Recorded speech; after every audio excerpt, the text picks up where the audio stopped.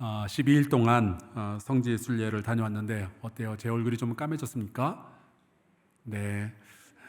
근데 성지순례에서 돌아오자마자 이런 질문을 드리기는 좀 죄송합니다만, 혹시 여러분에게는 남들이 보지 못했으면 하는 약점을 가지고 계실까요?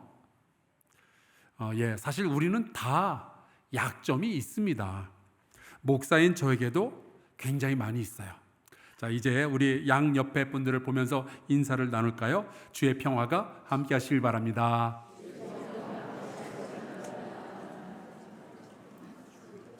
네. 우리 위치에 계신 분들도 방금 인사하신 거죠? 그게 하신 거예요? 네. 자, 이제 저를 보시고요. 자, 이제 저만 보시고, 방금 내가 인사 나눈 분은 도저히 약점이 없어 보인다, 이분은 찔러도 피 한 방울 안 나올 것 같다 하는 분이 옆에 계시면 한번 손 들어 보시겠어요? 없죠. 없습니다. 그럴 리가 없죠. 사람이라면, 피가 흐르는 사람이라면 다 약점이 있게 마련입니다. 그게 외모이든 성품이든 혹은 나의 재정이든 나의 교육의 수준이든 과거의 실패나 실수든 누구나 자기 자신을 아프게 하고 힘들게 하는 약점이 있게 마련이죠. 우리가 인생을 살면 살수록, 오래 살면 살수록 이 약점의 숫자는 줄어드는 게 아니라 오히려 늘어날지도 몰라요.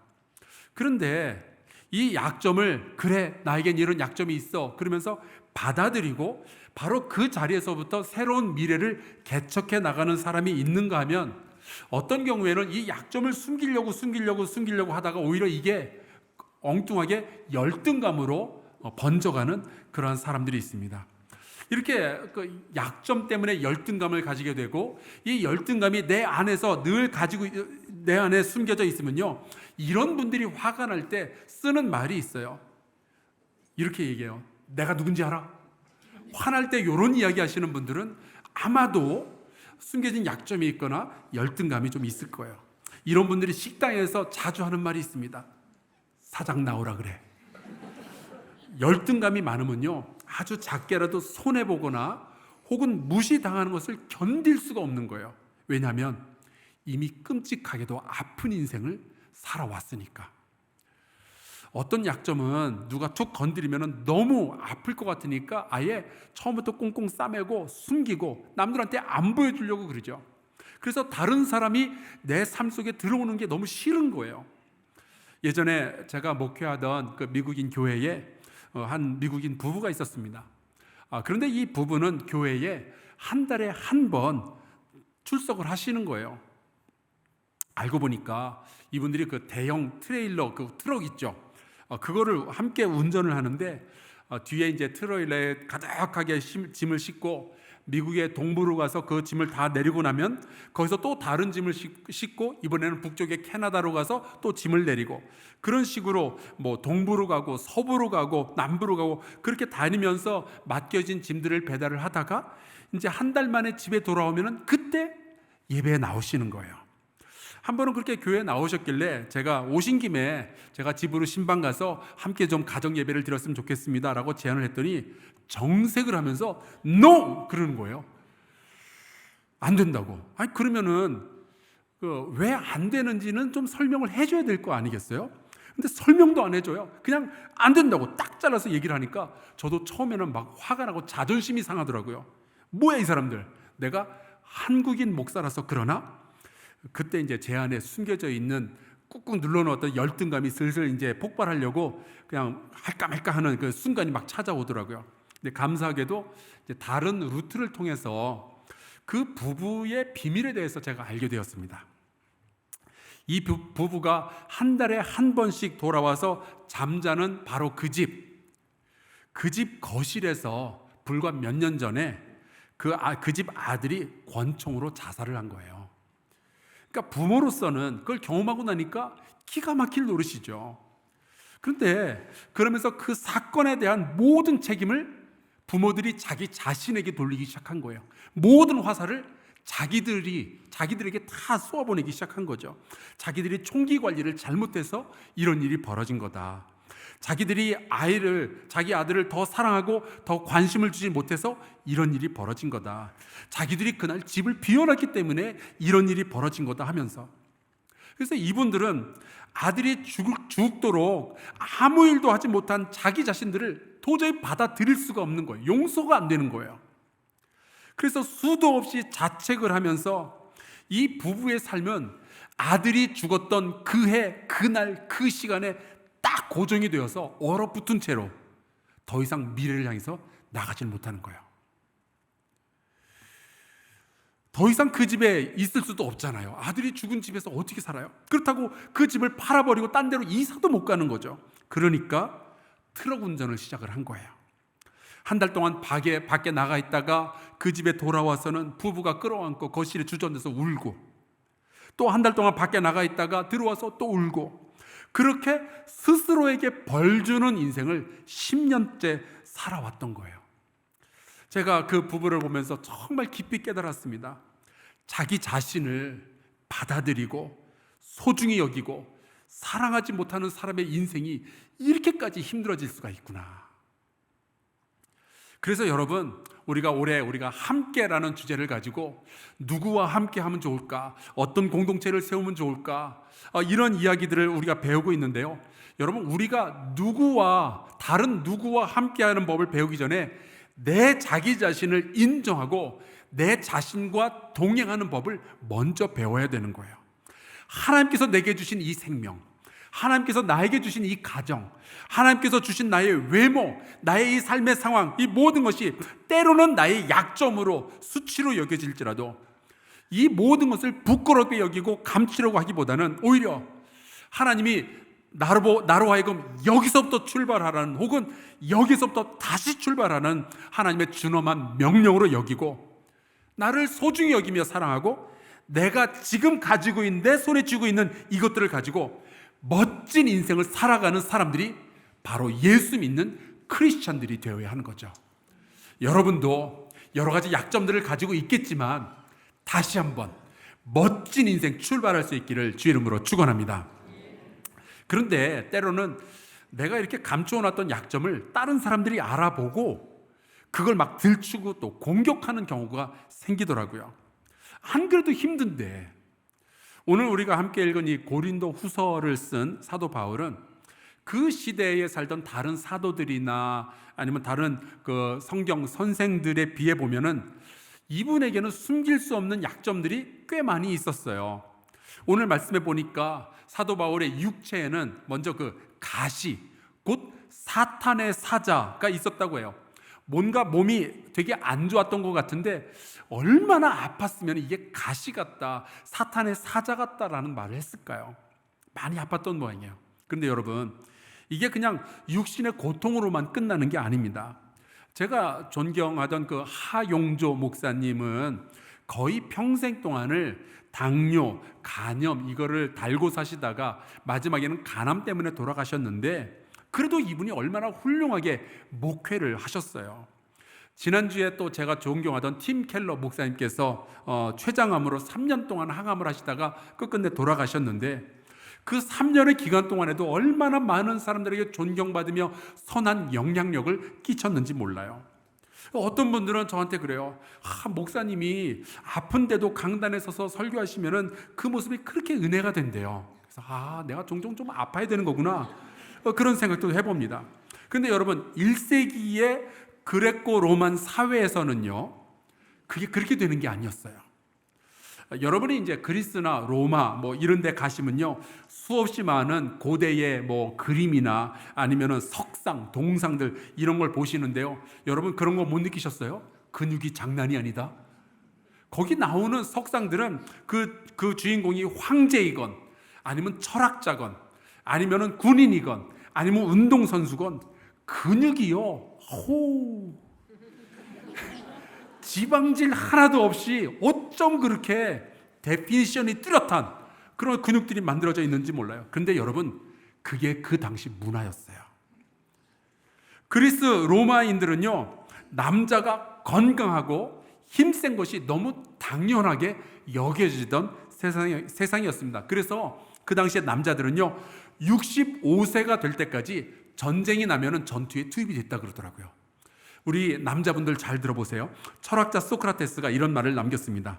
남자라면 늙어서도 자기의 몸으로 충분히 가능한 수준의 아름다움과 힘을 보여주지 못하는 것은 수치다.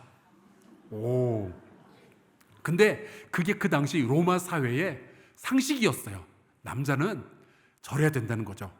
우리가 잘 아는 플라톤이라는 철학자 있잖아요. 이 사람은 레슬링 선수 출신이에요. 그리고 수많은 철학자들은 김나지움이라는 곳에서 운동을 하면서 거기서 정치와 사회, 문화, 예술 이런 주제에 대해서 토론을 했습니다.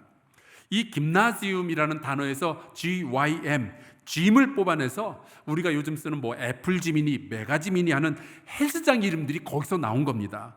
저도 우리 동네 헬스장 1년 회원권을 가지고 있는데 왠지 이 회원권만 가지고 있으면 운동을 안 해도 안심이 좀 되더라고요. 고대 로마 사회에서 철학을 논하고 뭔가를 가르치는 교사들은 대개가 몸이 건강하고 근육질인 것은 너무나도 당연한 이야기였어요. 그런데 사도 바울은 몸이 아픈 거예요. 이게 무슨 고혈압이나 당뇨처럼 말 안 하면은 모르는 그런 병이 아니라 사도 바울은요, 누가 봐도 저 사람 뭔가 병이 있구나 이거를 알아볼 정도였습니다. 그래서 사도 바울의 대적들이 그 약점을 들춰내면서 공격을 하는 거예요. 그래서 고린도후서 10장 10절에 보면은 이런 말씀이 나오죠. 그들의 말이 그의 편지들은 무게가 있고 힘이 있으나 그가 몸으로 대할 때는 약하고 그 말도 시원하지 않다 하니. 그가 몸으로 대할 때는 약하다, 말도 시원하지 않다. 이거는 사도 바울이 선생 자격이 없다라는 말과 똑같은 거예요. 그런데 여러분, 사도 바울은 알고 보면 몸에만 약점이 있는 사람이 아닙니다. 이 사람의 과거에도요 빨간 줄이 그어져 있었어요. 약점이 있었어요. 아마 여러분도 과거를 쭉 들여다보면은 어느 시점에선가 굉장히 좀 창피한 일들, 약점들, 어쩌면 빨간 줄이 있었을지도 모르겠어요. 바울은 옛날에 사울이라는 이름을 가지고 예수님을 반대하고 또 예수 믿는 기독교인들을 잡아서 감옥에 가두거나 죽이는 일에 앞장섰던 전력을 가진 사람입니다. 아무리 그가 회심을 하고 이제는 복음을 전하는 복음 전도자가 되었다 할지라도 여러분, 그의 과거는요 지울 수 없는 객관적인 사실인 거예요. 너무나 많은 사람이 그의 과거에 대해서 알고 있었어요. 이 과거에 대해서 사도행전에 보니까 이렇게 기록이 되어 있습니다. 사울이 예루살렘에 가서 제자들을 사귀고자 하나 다 두려워해서 그가 제자됨을 믿지 아니하니. 여러분, 우리가 종종 쓰는 말이 있어요. 육식동물이 회개한다고 초식동물이 될 수 있겠느냐. 그래서 기독교인들조차 이 사도 바울을 경계하는 거예요. 저 사람이 혹시 무슨 꿍꿍이가 있는 것은 아닐까. 그러니까 이 사도 바울의 과거는요 사도로서 일을 하기에 정말 큰 약점이었습니다. 또 그런가 하면은 고린도후서 3장에 보면은 이런 말씀이 나와 있어요. 우리가 어찌 어떤 사람처럼 추천서를 너희에게 붙이거나 보내거나 혹은 너희에게서부터 추천서를 받거나 할 필요가 있겠느냐. 그러니까 사도 바울이 고린도 교회를 세웠거든요. 그리고 이제 고린도를 잠깐 떠나서 다른 곳에 있는 동안에 어떤 사람들이 이제 고린도 교회에 들어왔는데 이 사람들은 자그마치 예루살렘으로부터 추천서를 받아가지고 이 고린도 교회로 들어온 거예요. 이른바 사도 자격증을 가지고 나타난 거예요. 그러니까 바울은 고린도 교회를 개척은 했지만 추천장이나 자격증 뭐 이런 건 없는 사람이거든요. 근데 갑자기 이들이 추천장을 들고 나타나면서 사도 바울이 추천장이 없었다는 게 본의 아니게 약점이 된 거죠. 이처럼 바울은요 드러난 약점도 많이 있었고 또 바울을 싫어하는 사람들은 그 약점을 들추어내고 집요하게 그 약점을 공격하고 그렇게 했습니다. 자, 여러분은 누군가 여러분의 약점을 발견하고 그 약점을 막 여러 사람 앞에서 이야기하고 그걸 가지고 공격하고 그러면 여러분은 감정이 어떠세요? 제가 경험해 보니까요 처음엔 좀 당황스럽고 창피해요. 그런데 조금 더 지나면 이 사람이 자꾸 약점을 가지고 공격하면 분노하죠. 뭐야 이 사람. 그러면서 나도 화를 나게 되는데 그게 조금 더 지나잖아요. 그럼 다 때려치우고 싶어요. 내가 무슨 영광을 보겠다고 내가 이 짓을 하고 있냐. 다 관두지. 이럴 때 쓰는 말이 있어요. 내가 무서워서 피하냐? 그 다음이 뭐죠? 더러워서 피하지? 그런데 바울이 그런 공격을 계속 대적들로부터 받으면서 그래, 네 잘났다, 나 관둘게, 사도고 뭐고 나 다 때려치울게, 그러고 살았는가? 아니에요. 내가 약점이 너무 부끄럽고 아프니까 다 감추고 숨어버렸나요? 아니에요. 오히려 그 약점들에 붙들려가지고 인생을 다 망쳐버렸나요? 아니에요. 사도 바울은요, 그 약점들을 통해서 하나님의 은혜를 더 깊이 깨닫게 됩니다. 사실 사도 바울도요, 자기 약점이 싫었어요. 그리고 이게 너무 아팠어요. 다른 사람들이 자기의 약점을 들춰내면서 흉보고 비난하고 이런 게 너무 싫으니까 주님께 기도까지 했습니다. 3번이나 이거 좀 없애주시면 안 되겠냐고. 그러면 내가 더 힘있게 사역도 할 거고 사람들한테 더 인정받을 수 있을 거고 그러면 더 효과적으로 일할 수 있을 것 같은데, 근데 주님께서 그 기도에 이렇게 응답을 하시는 거예요. 고린도후서 12장 9절, 나에게 이르시기를 내 은혜가 내게 족하도다. 약점을 가지고 있다는 것이 네가 은혜를 못 받았다는 뜻이 아니라는 거예요. 사랑하는 성도 여러분, 여러분에게 여러 가지 약점이 있겠지만 그것은 여러분이 저주받은 증거가 아니라, 여러분에게 은혜가 없다는 증거가 아니라, 여러분에게는 이미 하나님께서 주신 풍성한 은혜가 있는 줄로 믿으시기를 주의 이름으로 축원합니다. 그리고 또 이렇게 말씀하시죠. 이는 내 능력이 약한 데서 오히려 온전하여 짐이라 하신지라. 여러분, 약점은요, 주님의 능력을, 주님의 은혜를 받는 그릇이 될 수 있어요. 약점은요, 나와 주님을 연결지어주는 끈이 될 수 있는 거예요. 그래서 여러분, 그 사도 바울이 이렇게 고백을 하는 거예요. 그러므로 도리어 크게 기뻐함으로 나의 여러 약한 것들에 대하여 숨기리니 도망치리니가 아니라 자랑하리니. 나는 내게 약점이 있다는 걸 인정하겠다는 거예요. 이는 그리스도의 능력이 내게 머물게 하려 함이라. 이 경험을 한 이후부터 사도 바울은 자기의 여러 약한 것들에 대해서 수치스러워하거나 숨기려고 하는 것이 아니라 오히려 자랑스럽게 내놓고 인정을 하기 시작하죠. 자기의 약점 안에서 그리스도의 능력이 더욱 선명하게 드러난다는 것을 깨달았으니까요. 그래서 그런 공격을 받을수록 더 주님을 붙들고 더 주님 앞에 엎드리고 더 주님의 능력을 의지하게 되는 거예요. 그것이 바울이 그 많은 약점에도 불구하고, 그가 받았던 그 모든 공격에도 불구하고 그의 인생을 은혜와 능력의 인생으로 만들어낸 비결이었습니다. 저는 이 사도 바울로부터 배워요. 여러분, 내가 내 자신의 자존감을 높이는 것은요, 약점이 사라지고 감추어졌을 때가 아니라 오히려 주님의 은혜 안에서 내 약점을 인정했을 때, 그때 내 자존감이 오히려 높아질 수 있는 거예요. 그리고 그 약점을 내가 딛고 일어선다? 그 약점에도 불구하고 내가 성실히 나의 인생을 살아가고 내 앞에 주어진 사명을 감당한다. 여러분, 그때 우리의 인생이 빛나기 시작하는 겁니다. 그래서 사도 바울은요, 자기의 대적들이 약점을 들춰내고 공격하는 것을 피하거나 부정하는 게 아니라 다 받아줘요. 그래, 나 아파. 그래, 나 좋지 못한 과거 있어. 그래, 나 추천서, 자격증 이런 거 없어. 다 인정하는 거예요. 그러면서 이런 고백을 합니다. 우리가 이 보배를 질그릇에 가졌으니 이는 심히 큰 능력은 하나님께 있고 우리에게 있지 아니함을 알게 하려 함이라. 자기도 다 안다는 거예요. 내가 얼마나 깨지기 쉬운 약점을 많이 가진 질그릇 같은 사람인지. 그런데 여기 엄청난 반전이 있죠. 그런데 내 안에 보배가 있지 않느냐 하는 거예요. 나는 질그릇 같지만 내 안에는 그리스도께서 살아계시고 내 안에는 예수 그리스도의 구원이 있고 내 안에는 복음이 있다는 거예요. 세상에 그 어떤 것과도 바꿀 수 없는. 그러니까 나는 내 인생을 함부로 살 수가 없다는 겁니다. 그래서 나는 비록 질그릇처럼 약하나 내게 주어진 사명을 끝까지 감당하겠다는 거예요. 얼마나 놀라운 태도예요. 똑같이 약점을 가지고 있는데 어떻게 이 사람은 이런 삶을 살아낼 수가 있는가 말이죠. 여러분, 우리의 약점을 꼬집고 공격하는 사람들한테는 이게 제일 무서운 거예요. 그래, 나 약해. 그러나 내 안에 그리스도께서 살아계셔. 수년 전에 제가 그 남아공의 박대열, 김영미 선교사님 부부를 찾아가서 제가 만났을 때 들었던 말이 있어요. 남아공에는 박대열 선교사님의 약점을 막 공공연히 들춰내고 때로는 공격하는 사람들이 있다는 거예요.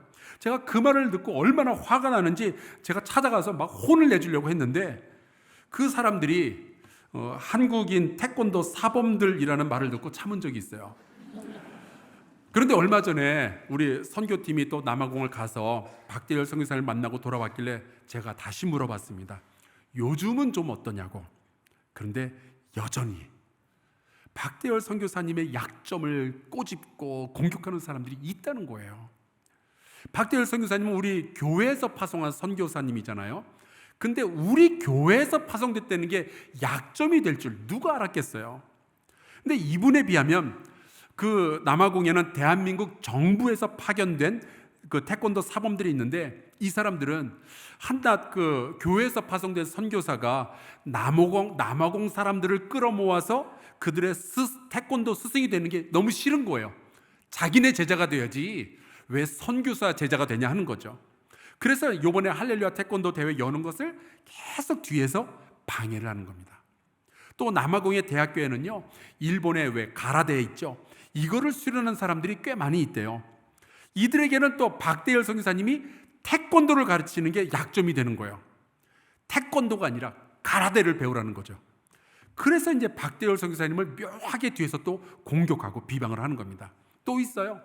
대학교나 고등학교에 이제 태권도 교실을 좀 열자고 제안을 하면은, 이번에는 뭐 축구나 뭐 럭비, 수영 등등의 그 인기 스포츠 종목의 코치들이 박대열 선교사님을 또 공격을 하는 거예요. 왜냐하면은 태권도 교실이 그 학교에 열리잖아요.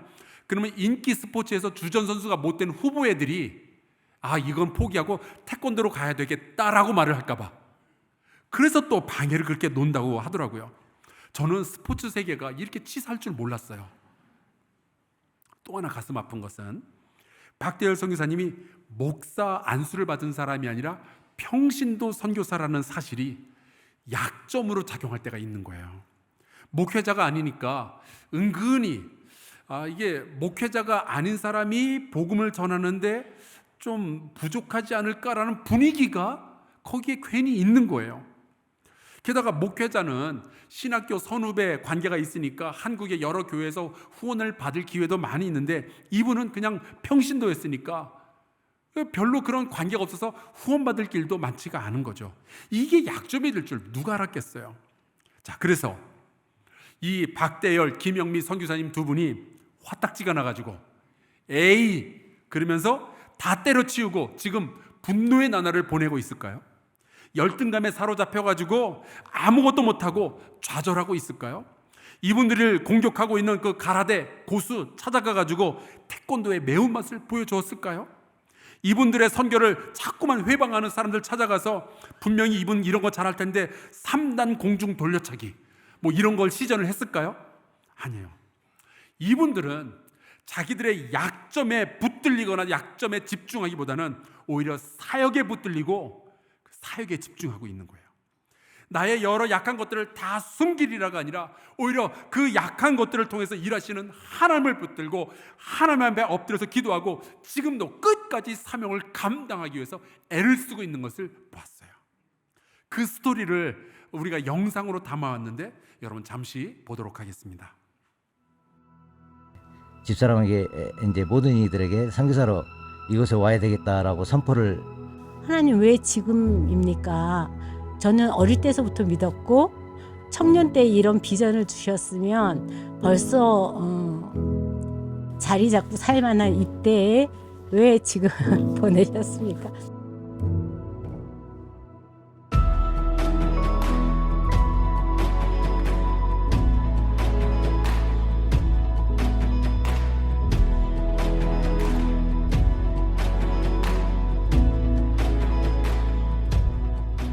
네, 남아프리카 공화국 박대열 김영미 선교사입니다. 반갑습니다. 반갑습니다.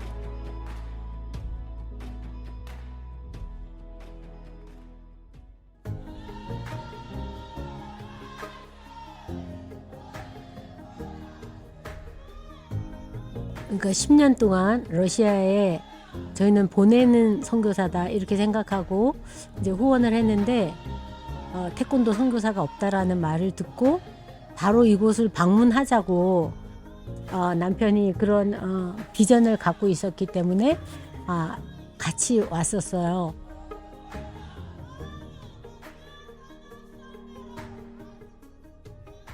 일주일 기간을 가지고 왔는데 마지막에 이제 미혼모 센터에 가서 태권도를 한 15분 지도할 수 있는 시간이 있었습니다.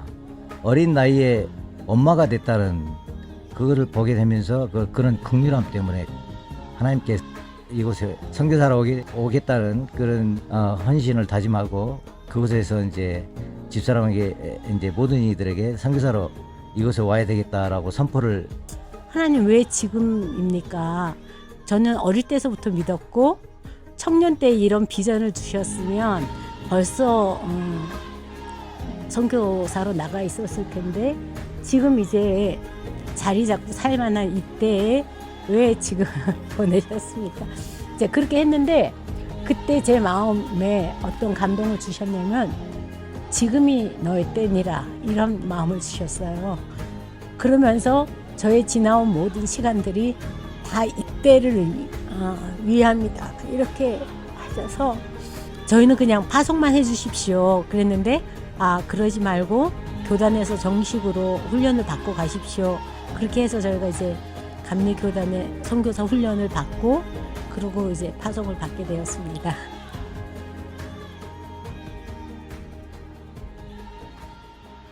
이제 이곳에 와서 이제 할렐루야 태권도 대회를 해야 되겠다 처음부터 마음 먹었던 건 아닙니다. 처음 사역을 시작을 했을 때 깊은 마을에 있는 아주 시골에 있는 아이들은 태권도를 너무 좋아하죠 다. 근데 그 아이들에게 태권도를 가르치면서 꿈이 뭐냐고 물어보니까 꿈은 잠자는 때 꾸는 거밖에 모르는 거고요. 그러면 소망이 뭘까요? 물어보니까 소망이 뭔지도 몰라요. 보는 게 없으니까 말할 게 없는 거죠. 그래서 이 아이들에게 생각을 좀 틔워줄 수 있는 게 없을까 하다 이제 생각을 하니까 그러면 이 아이들을 도시로 불러서 보게 하자. 그러면 이 아이들이 뭔가를 보니까 배우게 될 거 아닌가 그런 생각이 들어서 태권도 대회를 시작하게 됐습니다.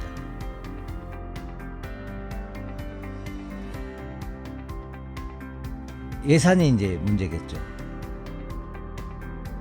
가장 큰 거는 이제 서포트가 없으면 제가 어떻게 할 방법이 없으니까. 그 다음에는 이제 협회와 관계성. 세 번째는 각 클럽이라든지 주변 국가 태권도 관계인이라든지 이런 사람들하고 좋은 관계십이 없으면 이 대회를 절대 할 수가 없습니다. 태권도 사역을 하면 모든 분들이 그냥 태권도만 가르치는 걸로 이렇게 생각을 하시는데 태권도를 매개로 해서 우리가 결국은 복음을 전하는 거니까 태권도는 매개체고 그래서 이제 제 캐치플레이가 한 손에 도복 한 손에 성경 뭐 근데 그래서 이제 제 프로그램이 있습니다. 크리스찬 라이프라고 신앙의 레벨입니다. 그거는 이제 띠에 맞게 화이트부터 블랙까지 그 다음에 아이들에게 예수님을 접할 수 있는 과정 왜 예수님을 알아야 되는지 그런 말씀을 어떻게 우리가 이해를 해야 되는지 이제 이렇게 해서 블랙벨트가 되면 이제 이 아이들도 리더로서 서서 그렇게 이제 태권도를 통한 복음을 전할 수 있게 그렇게 과정이 되어 있습니다. 블랙벨트가 되게 되면 아이가 크리스천으로 성이 되는 겁니다. 그럼요. 완전하지는 않지만 그래도 아이들이 서서 마을의 어떤 청소년 예배를 이끌어갈 수 있는 리더로 세우는 거죠.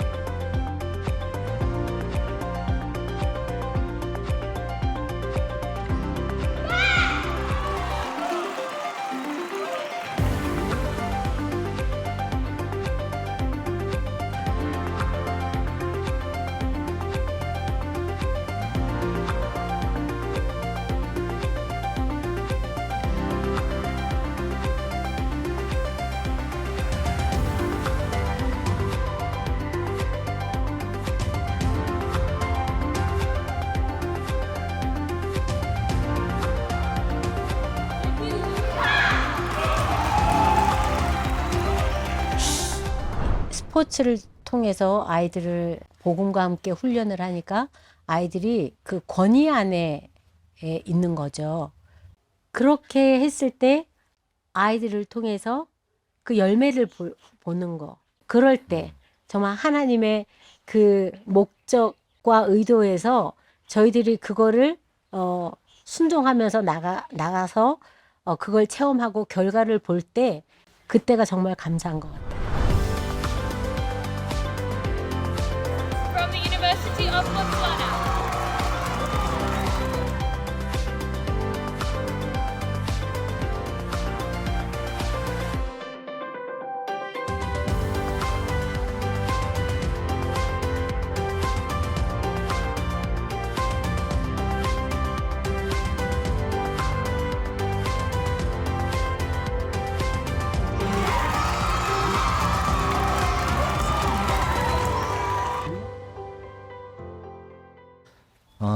지금까지 이제 6회를 준비하면서 가장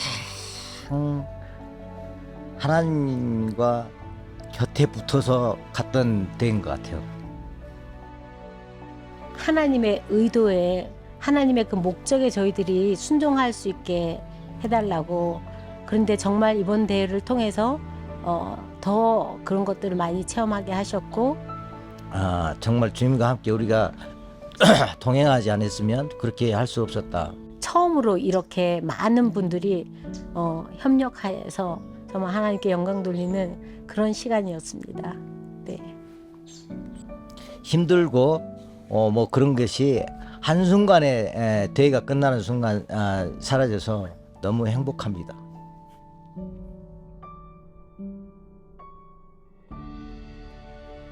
사랑하는 딸 태아, 그리고 든든하게 자라준 정도,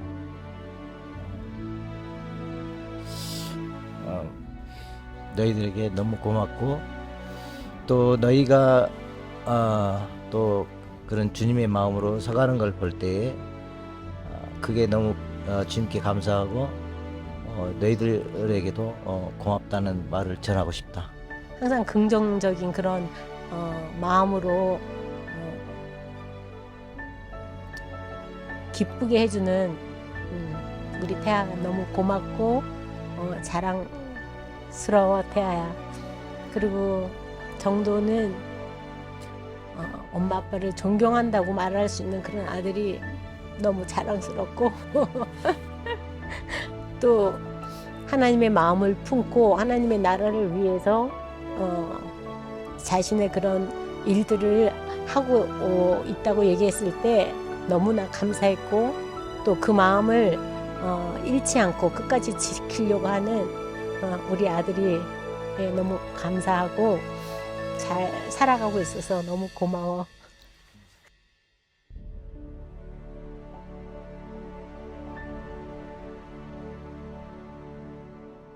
CTLC 크리스찬 태권도 리더 코스 그 트레이닝을 하고 있습니다. 센터가 이제 러스턴버그밖에 없으니까 거기까지 이제 여기서 이동을 해서 여기 있는 아이들을 데리고 거기 가서 이제 하게 되는 거죠. 어쨌든 지금 그 과정을 해서 이제 그 아이들을 몇 년 더 이제 교육을 해서 그 아이들을 이제 보내는 작업을 해야 되는데, 이제 보낼 것도 이제 또 이제 저희들이 또 이제 필요가 한 거죠. 그래서 이제 아이들이 어떻게 정착을 가서 할 수 있을까?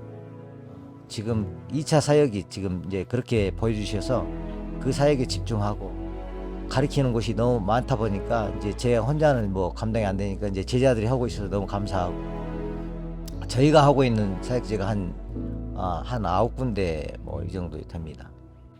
그래서 이제 나머지는 이제 또 제자들이 하고 있으니까 너무 감사합니다.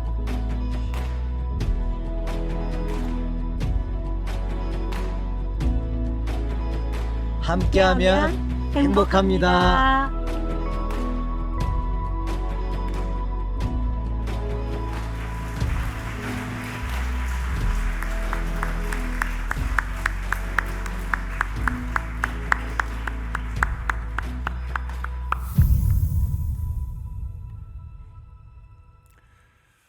어때요? 여러분 보시기에 이 박대열, 김영미 선교사님 부부가 그 모든 약점과 공격 때문에 주저앉은 것 같으세요? 그렇지 않습니다. 이분들은 그 모든 어려움, 그 모든 약점, 그 공격을 잘 견뎌내고 오히려 그 약점 위에 새로운 사역을 쌓아나가고 있어요. 2000년 전에 사도 바울이 그렇게 했던 것처럼요. 여러분과 저도 그렇게 살 수 있기를 주의 이름으로 축원합니다. 주님은 우리가 그렇게 살기를 원하셔요. 우리의 여러 약한 것들이 수치가 아니라, 도망쳐야 할 어떤 것이 아니라 오히려 주님의 능력을 담고 그것을 선명하게 드러내는 도구가 되기를 바라시는 거죠. 우리 모두에게는 약점이 다 있어요. 하지만 그것이 주님을 멀어지게 만드는 것이 아니라 주님을 의지하게 만드는 것이라면 우리의 인생은 망하는 인생이 아니라 더 찬란하고 영광스럽고 더 의미 있게 될 줄로 믿습니다. 나의 약한 것들은 나를 망치려고 주어진 것이 아니라 주님을 높이기 위해서 내게 허락된 것이거든요. 우리 함께 찬송 부르면 좋겠어요. 제가 설교를 준비하다가 불렀던 찬송가가 있는데 저희 아버지께서 자주 부르시던 찬송가입니다. 370장. 가사가 이렇게 돼요. 그 두려움이 변하여 내 기도 되었고 전날의 한숨 변하여 내 노래 되었네. 내 궁핍함을 아시고 늘 채워주시네. 나의 약점을 통하여 능력을 드러내실 하나님을 기대하면서 같이 찬양하고 기도하겠습니다.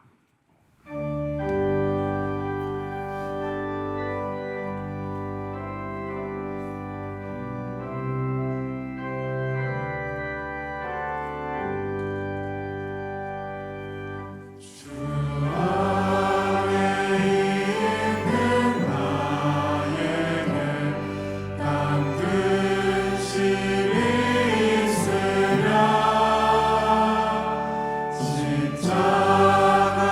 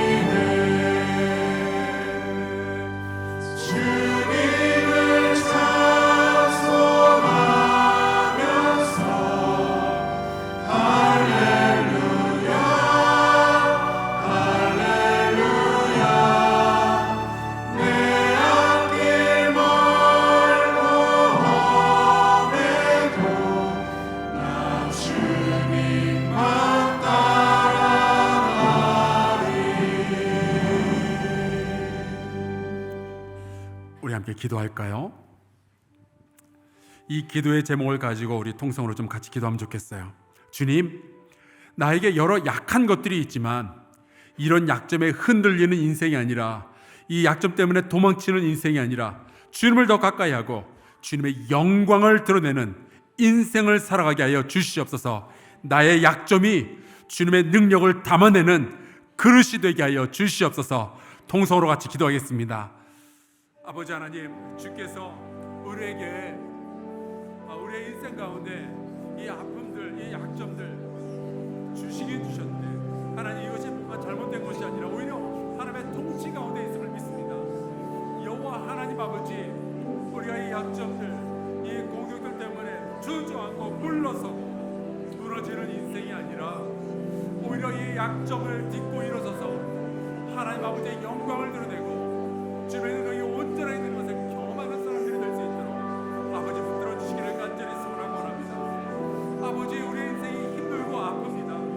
그러나 여기에 머물러 있는 것이 아니라 미래를 향하여서 주께서 주신 아름다운 인생을 이루어가며 내 사명 감당할 수 있도록 아버지 역사하여 주시옵소서. 주께서 돌보셔서 하나님 우리 한사람교회 모든 성도들이 강하고 담대한 용사들이 되게 하여 주시옵소서.